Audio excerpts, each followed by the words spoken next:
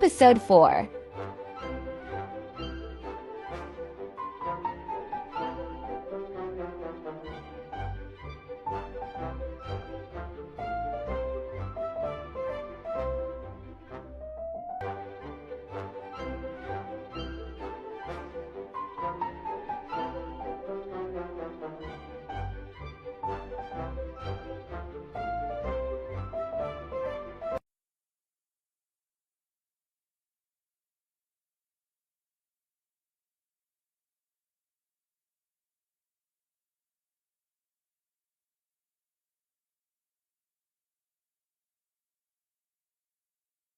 Oh, ladies and gentlemen, I'm Galen, the alien from the bedroom, and you are about to witness the fourth, and quite possibly the last episode of just a regular cartoon, reflecting on the year 2019 and the onset of the COVID-19 pandemic.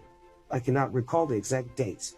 Two significant fires occurred in 2019, one at Notre Dame and the other in the Amazon jungle. Going back to COVID-19, I recall the night we closed our venue, one of the rare 24-hour establishments in town, except on Christmas Day, when we celebrate Jesus Christ, despite it not being his actual birthday.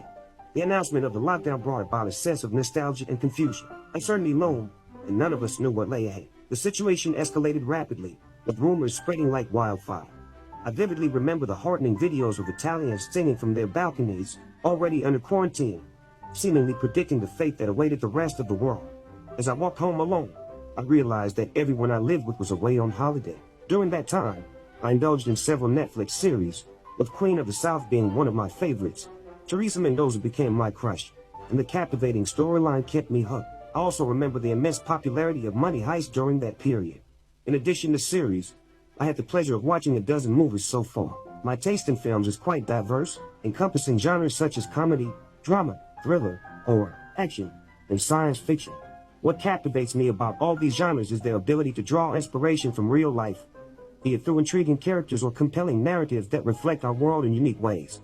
The lockdown also provided ample time for console gaming. Titles like Red Dead Redemption 2, The Last of Us 2, GTA 5, and Watch Dogs captivated me with their stunning graphics and immersive storytelling. However, it was the football video games that truly mesmerized me, both during the lockdown and even now. Perhaps it's because I used to play football in real life for over 10 years. Unfortunately, being only 5, I didn't grow tall enough to become a goalkeeper, so I found solace in lounging on the couch, letting go of my dream, and occasionally playing football through consoles. While I don't consider myself the greatest player, I don't aspire to be either. It's simply a way for me to enjoy the game I once loved. One aspect of quarantine that had a positive impact on me and guided me through the process in a constructive way was the conscious decision to allocate more time to myself and less to external events. Amidst the chaos that unfolded outside, a pervasive sense of disorientation and agitation engulfed everyone. With each passing day, the situation worsened, and the collective wisdom of the world appeared alarmingly relevant this time. Perhaps the end of humanity had occurred on multiple occasions in the past, yet here we stood, akin to the mythical phoenix, emerging anew. It is difficult to ascertain whether the incompetence of the system or a severely mismanaged direction should shoulder the blame for what unfolded. I hesitate to delve into the imposed rules, the organizational shortcomings of our leaders, the manner in which information was disseminated, or how every individual navigated this unprecedented event that will eternally mark our history.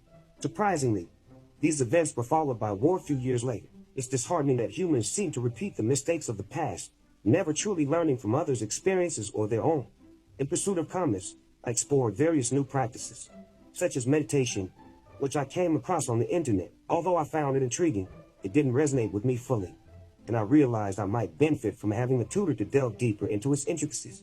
One fascinating fact about meditation is its ability to enhance focus, particularly when it comes to actively listening to others, a quality that seems to be increasingly absent in our contemporary society.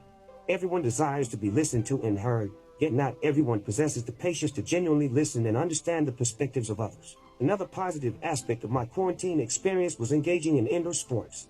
Despite being confined to my home, I made use of elastic bands or dumbbells, performed exercises like push-ups, squats, sit-ups, jumping jacks, and various others. Remarkably, I noticed how these physical activities invigorated both my body and mind, leaving me feeling strong, energized, and in tune with myself. Among all the things I pursued during quarantine, the one I personally consider the most valuable was reading books, an activity I had shamefully neglected before. I discovered gems like Rich Dad Poor Dad by Robert T. Kiyosaki and Think and Grow Rich by Napoleon Hill. It was from these books that the idea of creating cartoons on YouTube sprouted within me. I formulated numerous plans, all centered around what I wanted to achieve. I immersed myself in drawings, conducted extensive research, and spent hours watching documentaries and stories of individuals who had successfully turned their dreams into reality. In those moments, I found myself daydreaming with my eyes open as I wandered around my room. Though the path evolved over time, the overarching goal remained constant: to externalize my creative pursuits and, naturally, to attain financial stability. It's not that I seek material possessions for the sake of it, but rather I yearn for more time for myself. Material gain would simply be a bonus. It's not wrong to aspire for financial success since, in the end, money is necessary for survival in the world we inhabit. The only thing that truly comes without cost is the air we breathe, though even in some places, I have my doubts about that aspect.